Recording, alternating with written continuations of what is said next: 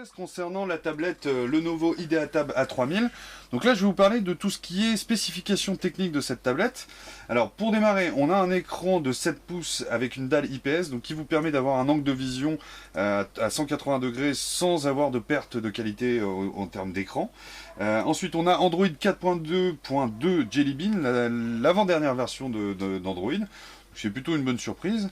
En termes de processeur, donc c'est le processeur MediaTek 8125 qui est cadencé à 1,2 GHz, en précisant que ce processeur est un quad-core, donc avec 4 cœurs qui font tourner la machine. On a également 1 Go de RAM 1 Go de RAM tout bêtement. En termes de résolution, donc l'écran, donc comme je vous disais, c'est un écran de 7 pouces avec une résolution de 1024 par 600 pixels.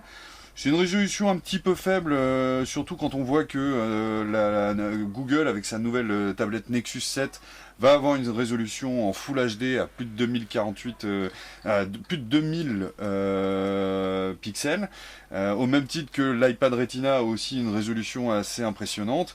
Donc c'est vrai que c'est peut-être un petit peu dépassé, mais bon, pour une tablette à petit prix, on va dire que ça tient plus que la route. En termes ensuite de réseau, donc on a le droit au réseau Wi-Fi, également au Bluetooth en 4.0, et on a également un module GPS intégré dans cette tablette. Bien évidemment, on retrouve l'accéléromètre, donc le fait de basculer la tablette et que l'écran se retourne, donc ça c'est l'accéléromètre. On a également un capteur de lumière ambiante, c'est-à-dire qu'en fonction de la luminosité, votre écran va pouvoir se réduire, réduire la luminosité et éviter de consommer trop d'énergie. Donc je vais vous faire un petit tour de la tablette. Alors, si je regarde ici, donc juste là, on a uniquement le capteur audio ici pour faire de la visioconférence. En retournant ici, on voit juste là le bouton plus/moins pour le volume. En haut donc de la tablette, on a le bouton Power juste là, qui permet également de mettre en veille. La prise casque 3,5 mm. Et ici, donc c'est assez curieux de le voir en haut de la tablette, mais c'est le chargeur micro USB qui vous permet de connecter la tablette à votre PC ou de le charger sur le secteur. Et alors là où Lenovo est vraiment assez étonnant, c'est que je crois que c'est la première tablette qu'on a où on peut ouvrir le capot.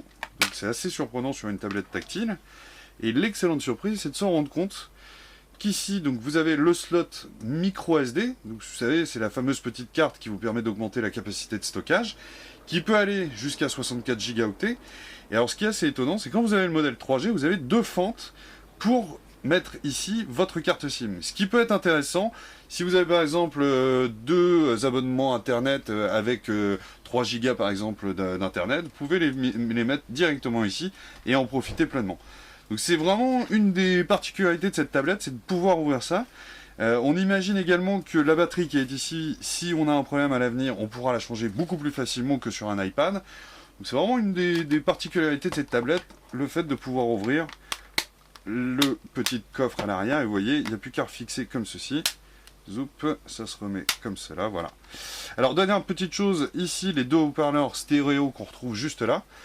Qui sont assez intelligemment placés, parce que vous voyez, même si on le prend comme ceci, d'un point de vue ergonomie, on évite de trop toucher et de cacher les haut-parleurs, donc ça c'est pas mal. Et puis pour finir, les capteurs vidéo, donc ici on a un capteur vidéo à l'arrière avec un autofocus, ce qui est plutôt une bonne nouvelle, donc c'est un capteur de 5 mégapixels, et en frontal, on a ici un capteur qui vous permet de faire de la visioconférence, et c'est un capteur de 0,3 mégapixels, donc c'est vraiment assez faible comme résolution, mais très franchement, ça fait largement le boulot. Pour finir, on a une tablette en termes de poids qui fait 344 grammes exactement. C'est pas une tablette très légère pour être honnête, mais ça va, la prise en main est assez bonne et c'est pas trop fatigant. Et en termes d'autonomie, on a une autonomie de 7 heures avec le Wi-Fi allumé, tout en faisant de la navigation web. 7 heures, on va être honnête, c'est un petit peu léger pour une tablette Android. Des tablettes qui généralement tournent aux alentours de au moins 9 heures, voire 10 heures pour certaines.